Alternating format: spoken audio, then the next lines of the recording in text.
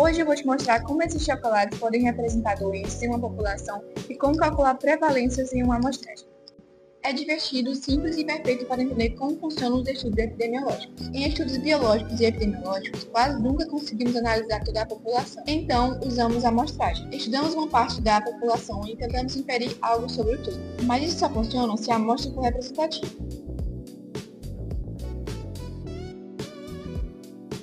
Hoje, cada cor vai representar uma doença diferente, assim como cada MM é um paciente. Vamos ver quantos pacientes temos de cada doença.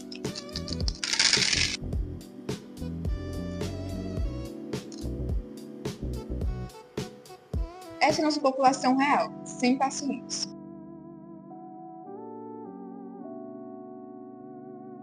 Agora vamos calcular qual a proporção verdadeira de cada doença.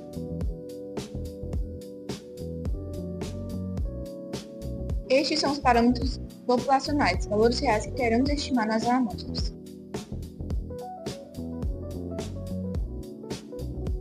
Agora vamos retirar 3 amostras, uma de 5, uma de 10 e outra de 20 pacientes. Agora vamos calcular a prevalência de cada doença em cada amostra, dividindo o número de cada amostra pelo número total da população de cada amostra.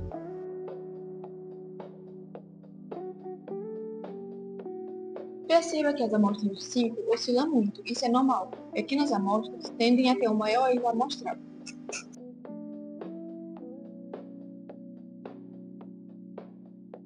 A amostra de 10 melhora bastante, mas ainda tem muita diferença com os valores reais.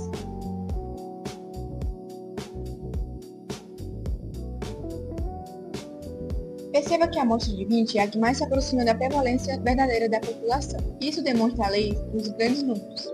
À medida que o valor da amostra aumenta, a média tende a se aproximar do valor verdadeiro da população.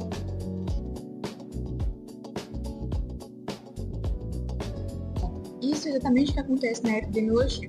Amostras pequenas tendem a ser instáveis, enquanto as amostras maiores tendem a ter maior precisão e menor erro amostral. Percebeu como isso é essencial na bioestatística e na epidemiologia?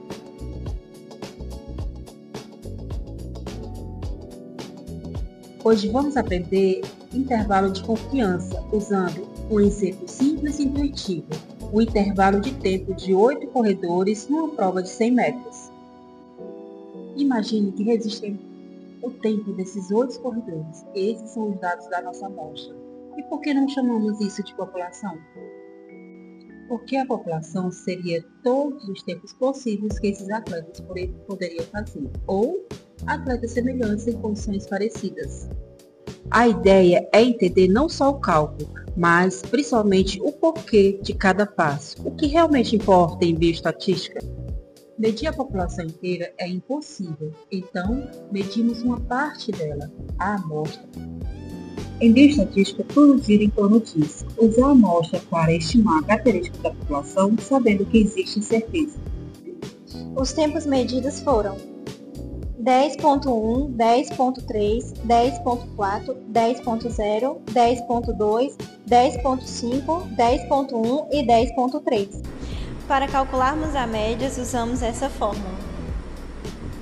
A média de x é igual à somatória de x dividido pelo número total. Após somar todos os valores, vamos dividir por 8, que dá igual a mais ou menos 10,24 segundos. A média é a nossa melhor estimativa do tempo médio da população. Antes do intervalo de confiança, precisamos medir a variação entre os tempos.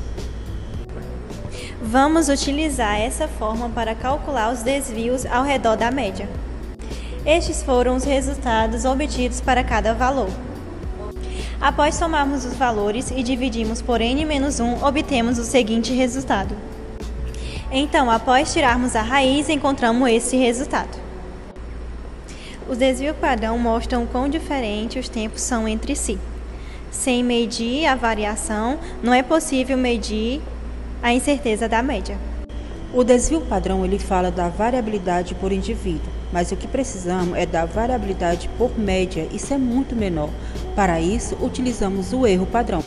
Ao utilizarmos essa fórmula, vamos obter este resultado. O erro padrão ele fala da média, o quão precisa como estimulador da população. Quanto maior a amostra, mais precisa, menor o erro padrão. Agora sim vamos construir o IC. Utilizando essa fórmula e substituindo com essa numeração, vamos obter os seguintes resultados. Multiplicando esses valores, vamos obter resultados para intervalo de confiança de 95%. O que esse intervalo significa? Não é que 95% dos tempos estão ali. E também não significa que a média tem 95% de chance de estar nesse intervalo.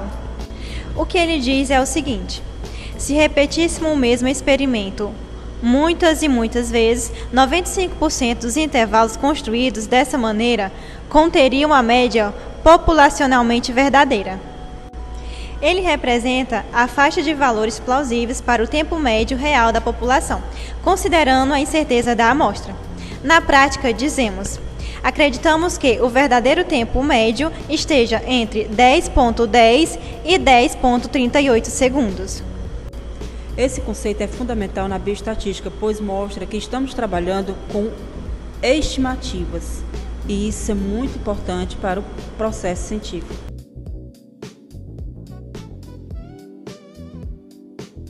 Quando você faz um exame de sangue e vê os valores de referência, já imaginou de onde eles vêm? Por que normal é considerado aquele intervalo? Esse mistério é explicado por uma das curvas mais importantes da ciência, a distribuição normal. A maior parte das observações ocorre ao redor do centro e poucas aparecem nos extremos. A distribuição normal também é conhecida como curva em sino. Representa fenômenos que se concentram na média.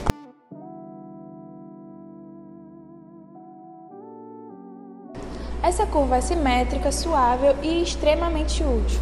Muitos parâmetros biológicos seguem esse padrão, como colesterol, hemoglobina, frequência cardíaca e pressão arterial. Quando analisamos esses dados em grande população, a curva normal naturalmente surge. Mas afinal, como que o laboratório decide o que é normal? O processo é simples e poderoso.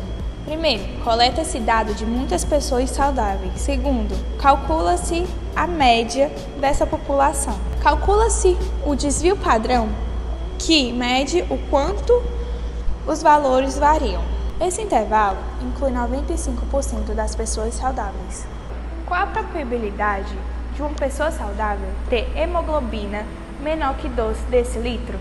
Utilizando essa fórmula, queremos saber quais as chances de um valor abaixo de 12 ocorrer em uma pessoa saudável. Utilizando essa fórmula, vamos primeiro calcular o score Z. Ao substituir os valores, obtemos o resultado menos 2. Isso significa que esse valor está 2 desvios padrão abaixo da média, portanto, é incomum. Ao substituirmos o valor na tabela, obtemos o seguinte resultado: 0,0228. Substituindo o valor do menos 2 pelo 12 e o resultado multiplicando pelo 100, dá mais ou menos 2,3%. Ou seja, apenas 2,3% das pessoas têm hemoglobina tão baixa. Imagine que a hemoglobina média da população é igual a 14 gramas por decilitro, com um desvio padrão igual a 1. O intervalo considerado normal será de 12 a 16. Agora veja 3 resultados fictícios. 13,5 gramas por decilitro, considerado totalmente normal. 11 gramas por decilitro, abaixo do esperado. 17 gramas por decilitro, acima do esperado. A distribuição normal segue um padrão muito útil. 68% dos valores ficam dentro de uma vez o desvio padrão. 95% dos valores ficam dentro de 2 vezes o desvio padrão. E 99,7% dos valores ficam dentro de 3 vezes o desvio padrão.